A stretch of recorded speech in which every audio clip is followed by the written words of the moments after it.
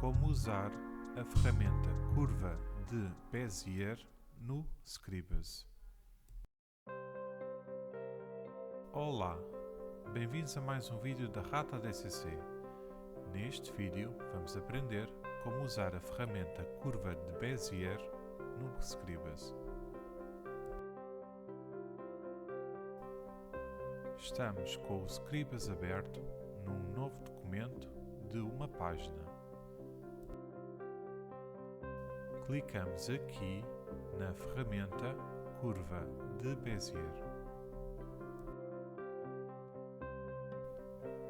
Clicamos uma vez em cima da página para fazer um ponto. Em outra área da página, clicamos uma vez. Deste modo, criamos uma linha reta. Para terminar, clicamos na tecla Escape.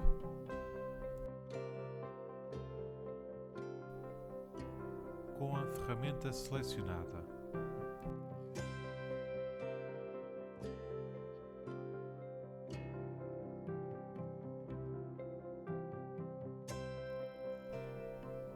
clicamos uma vez para criarmos o primeiro ponto.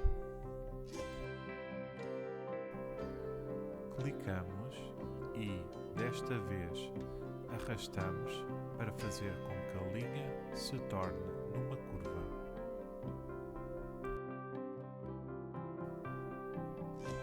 Podemos unir os pontos ou carregar na tecla Escape. Espero que tenham gostado. Se tiverem dúvidas, coloquem nos comentários. Para mais vídeos tutoriais sobre o Scribus ou sobre outros programas, vejam o nosso canal. Obrigado!